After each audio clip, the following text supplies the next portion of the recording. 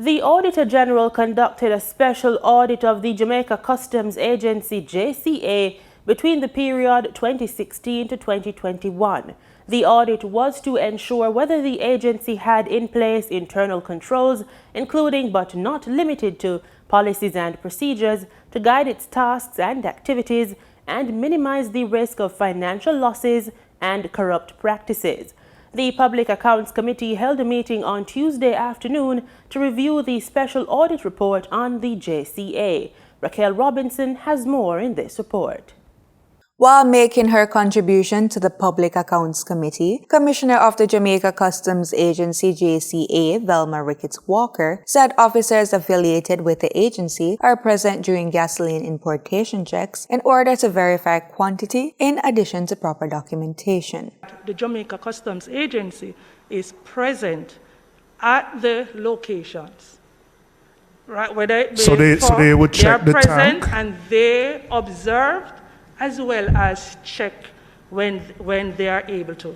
So, for example, because they are trained, Chair, they are trained to do the dip and to know what the volume is when it is offloaded, what the volume is when it is removed from the tank. They are trained. They have to seal the tank, so there is a systematic and robust control measure physically that obtains, because you mentioned that it can't just be as it relates to documentary, but the documentary review is also very important and critical. What I'm saying about the surveyor's report is that the surveyor's report is a secondary document. It is not customs' primary document. If anybody import, what we require is your invoice. What we require is your goods declaration. What we require is your bill of lading or your airway bill associated with the shipment.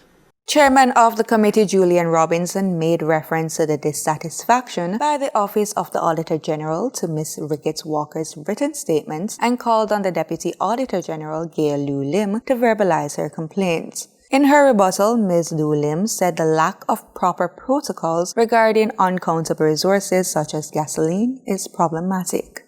What our concern then is if it's secondary, why would then JCA subsequently upload the surveyor reports after we identify that? Yeah, well, as many as we have observed after we expressed our concern. The thing is that whereas you can identify physically countable items, we're speaking about fuel.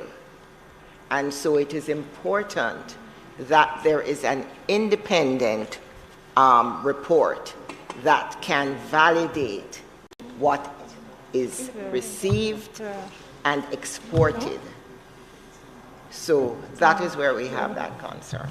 The Auditor General chimed in via Zoom to express her own concerns and confusion regarding statements by the Commissioner. The Commissioner has raised the point about the surveyor's report and that it is really not, it's a secondary form of validation. Well, that point is new to me because based on the information garnered through the audit, it was my understanding that one, there is provision on the Assecuda system to upload the surveyor's report, and it was used as a form of validation, whether it is first or secondary. But primarily to reinforce that the audit is basically highlighting the inconsistency in the implementation of the standard operating procedures of customs.